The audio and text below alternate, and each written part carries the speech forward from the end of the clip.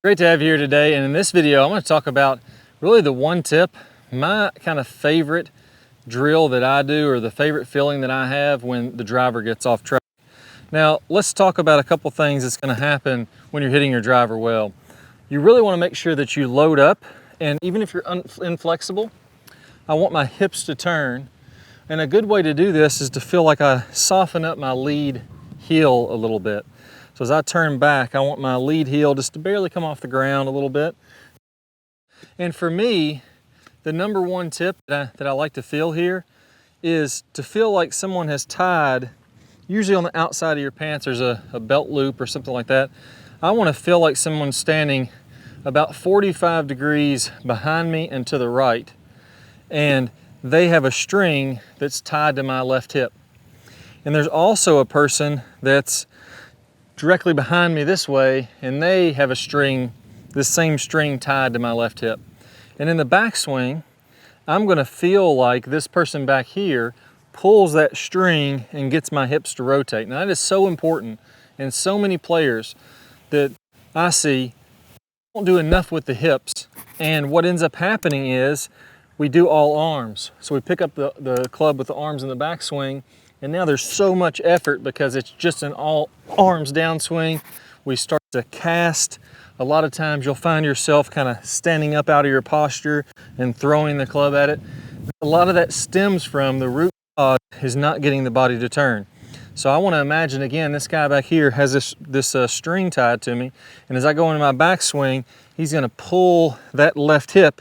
And what I feel like as I get my left butt cheek behind the golf ball, as silly as that sounds, that's a sensation for me that feels like I'm going to be very powerful. Now it's not going to happen, but I feel like my butt cheek here is getting behind that golf ball. And then in the downswing, this person with the string on this side is going to yank that string back the other way. So what that does here is, now that I get my cheek behind the ball, I'm really loaded up. I've softened up my lower body to allow me to be more flexible, and I feel very powerful. Now, a big key here is, just because you're loaded up more doesn't mean that I have to just thrash at it and I'm going to go out of control. I want to load up and then be very smooth. So let me go ahead and hit a nice easy one here, or what feels like a nice smooth, easy swing. I'm going to load up really well, and then I'm just going to have a big turn and smooth it out there. Now that ball went a long way. I didn't feel like I swung very hard, but that ball was hit pretty well, and it had a lot of ball speed on it. It didn't feel like I had to rush it. Now if I would have picked it up with all arms, this guy hadn't pulled that string, I hadn't gotten that cheek behind the ball, now I would have had to stand up and kind of throw and lash at it. It would have felt like a lot of effort, but the swing speed wouldn't have been as high. So let's try that out again a few times. And again, in practice swings, I'm just going to be this cheek turning behind the golf ball. Now, in the downswing, what I want to feel like again is this one is turning out of the way. So I want to feel like almost like somebody's on my back, somebody's on my left shoulder. That guy has the string back here. And as I start my downswing, I'm starting it by getting this to turn back behind my body. Now when I do that, that again helps me to not stand up. When I stand up, that's me locking my lower body and not using it to rotate. When you stand up, your knees extend. When your knees extend, you can't rotate out of the way. So try this for me. Extend your legs, lock your knees, and try to rotate your hips. You can't do it. There's no muscles there to be able to rotate the hips that can activate. Everything's already activated fully. When I straighten my knees, I can't rotate my hips. But then the opposite feeling would be that guy pulling that string to start the downswing. I keep my knees flexed, and now everything's rotating through. That's what the pro players are doing when you see them open their body, getting the body leading the way, and then the arms are going to swing much more effortlessly. So in a nutshell, it's just that cheek behind the ball on the way back, and then I almost feel like there's a guy with a rope back here, someone on my back, or if I want to stick with the butt cheek idea, there's almost a wall back here, and I'm going to kind of throw my left hip, my left butt cheek into that wall, really clear that out of the way to start my downswing, and that gets everything opening up so I can really extend those arms through the ball. But I find it's the core, it's the lower body that I like to start with when things get off track. And if I can do that, I can get a whole lot of swing speed, a lot of distance, but it doesn't feel like I have to put out that much effort. Let's give it another whirl. There we go, not gonna hit much better than that.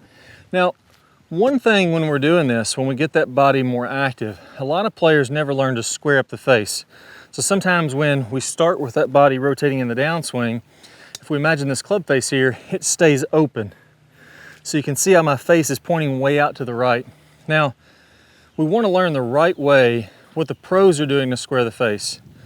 A lot of players are squaring the face by flipping the club. So the face is really open, and then we square it up by casting and flipping with our hands and our arms. Now that does square the face up, but that ends up getting us casting like this.